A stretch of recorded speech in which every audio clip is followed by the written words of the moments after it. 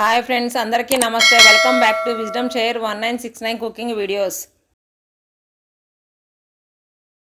ఈ వీడియోలో మనము గోధుమ పిండితో మైసూర్ బోండాలని అలాగే పుదీనాకు పచ్చడిని తయారు చేసుకునే విధానాన్ని చూద్దాము. దీనికోసం ముందుగా ఒక ఎంటీ బౌల్ తీసుకొని దీంట్లోకి 2 కప్పుల గోధుమ పిండి, అర స్పూన్ ఉప్పు, అర స్పూన్ బేకింగ్ సోడా, 1 స్పూన్ జీలకర్ర, ఒక 5-6 పచ్చిమిర్చీలు సన్నగా కట్ చేసుకున్నవి, కొంచెం కరివేపాకు, అలాగే కొంచెం అల్లం ముక్క సన్నగా కట్ చేసుకొని, 2 స్పూన్ల బియ్యపు పిండి,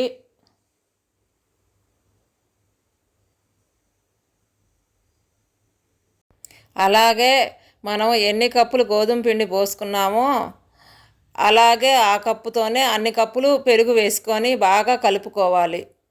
కొంచెం నీళ్లు పోసుకొని నేను పిండిని ఏ విధముగా అయితే బీట్ చేస్తూ కలుపుకుంటున్నానో మీరు కూడా ఇదే విధముగా ఒక 10 నిమిషాల పాటు పిండిని బీట్ చేసుకుంటూ చూపించిన విధమైన కన్సిస్టెన్సీలోకి వచ్చేలాగా కలుపుకొని 2 గంటల పాటు మూత పెట్టి పక్కన పెట్టుకోవాలి. ఈలోపు మనము పుదీనా పచ్చడి తయారు చేసుకోవడానికి స్టవ్ మీద ఒక కళాయి పెట్టుకొని 2 స్పూన్ల ఆయిల్ వేసుకొని మంటని లో ఫ్లేమ్లో ఉంచుకొని నూనె వేడెక్కిన తర్వాత 2 స్పూన్ల ధనియాలు,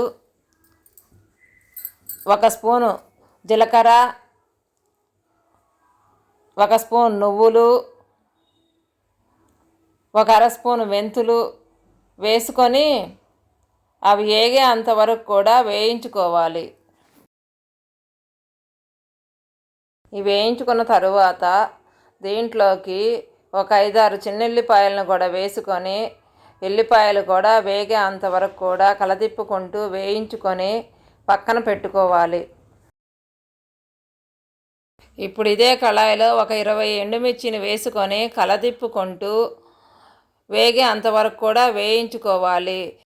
మీకు స్పైసీగా తినటం ఇష్టం ఉంటే ఇంకొన్ని ఎండుమిర్చిని కూడా వేసుకొని వేయించుకోవచ్చు.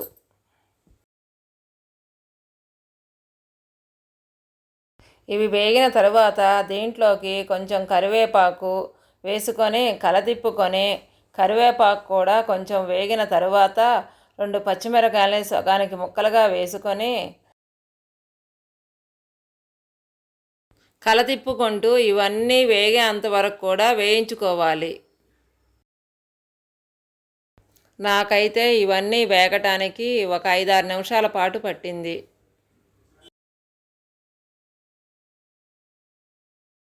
ఇప్పుడు ఈ వేయించుకున్న మిశ్రమాన్ని మొత్తాన్ని కూడా ఒక ప్లేట్లో తీసుకొని చల్లార పెట్టుకోవాలి.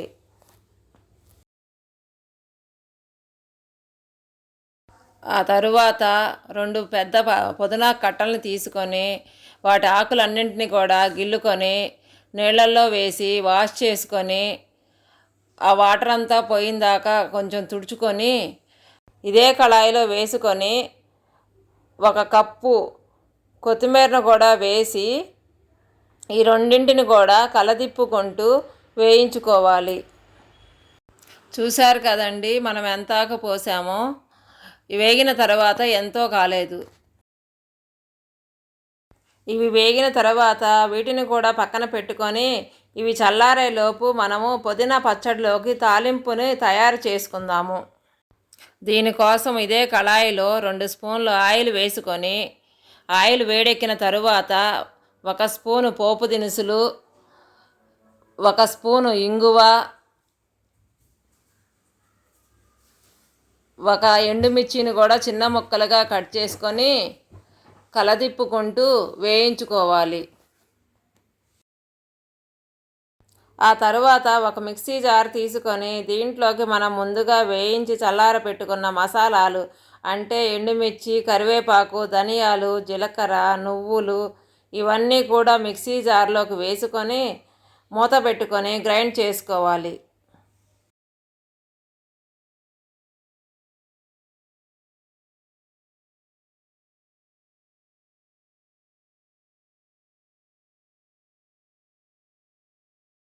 ఇప్పుడు ఈ గ్రైండ్ చేసుకున్న మిశ్రమంలోకి మనం ముందుగా వేయించి చల్లార పెట్టుకున్న పుదీనాకు కొత్తిమీరను కూడా వేసుకొని 1 స్పూను గల్లుప్పును కూడా వేసుకొని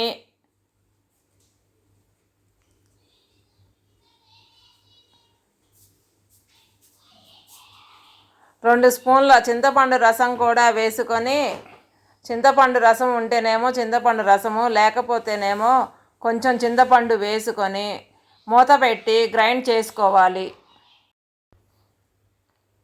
ఇప్పుడు ఒకసారి మూత తీసి చూద్దాము. చూశారు కదండి, పుదీనాకు పచ్చడి ఏ విధముగా మెదిగిందో ఒక్క ఆకు కూడా కనబడటలేదు. మనము ఈ విధమైనటువంటి కన్సిస్టెన్సీ వచ్చే వరకు కూడా మనం గ్రైండ్ చేసుకోవాలి. ఇప్పుడు ఈ పచ్చడి అంతటిని సపరేట్ బౌల్లోకి తీసుకొని మనం ముందుగానే వేయించి పెట్టుకున్నటువంటి తాలింపు గింజల్ని దీంట్లో వేసి బాగా కలుపుకోవాలి.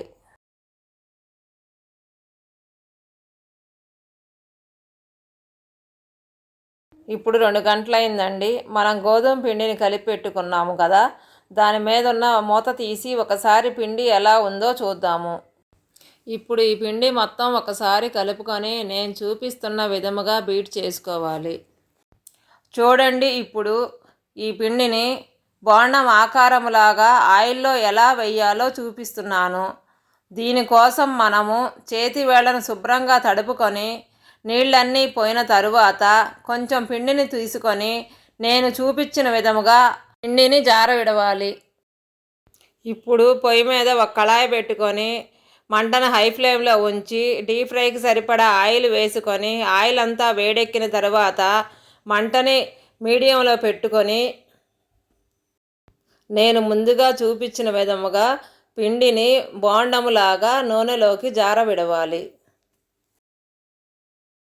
చూశారు కదండి, పిండిని నూనెలో వేయగానే పైకి పొంగి ఎలా తేలిందో ఇలా తేలాలి అంటే నూనె వేడిగా ఉండాలి. ఒకవేళ మీరు నూనె వేడెక్కక ముందే పిండిని నూనెలో వేస్తే పిండి కళాయికి కరసకపోయి బోండం అనేది సరిగా రాదు. మీకు ఒకవేళ నేను ముందుగా చూపించిన విధముగా బోండాలు వేసుకోవటం రాకపోతే మీరు పునుగులు ఏ విధముగా అయితే వేస్తారో అదే విధముగా బోండాలను కూడా వేసుకోవచ్చు. కాకపోతే బోండాలన్నీ కూడా ఒకే సైజులో రాకపోవచ్చు. మీకు తెలియాల్సిన విషయం ఏంటంటే బోండాల్ని మైదా పిండితో తయారు చేసుకుంటే అవి గోల్డ్ కలర్ వచ్చే అంతవరకు వేయించుకోవాలి. అదే గోధుమ పిండితో తయారు చేసుకుంటే నేను చూపించిన విధముగా బ్రౌన్ కలర్ వచ్చే అంతవరకు వేయించుకోవాలి.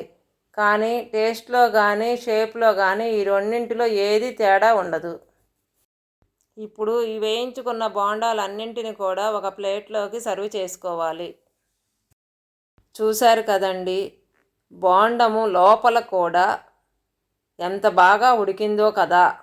ఇప్పుడు ఒకసారి మనము తయారు చేసుకున్నటువంటి పుదీనాకు పచ్చడితో దీన్ని నంచుకొని తిని చూద్దాము. చాలా అంటే చాలా బాగుందండి.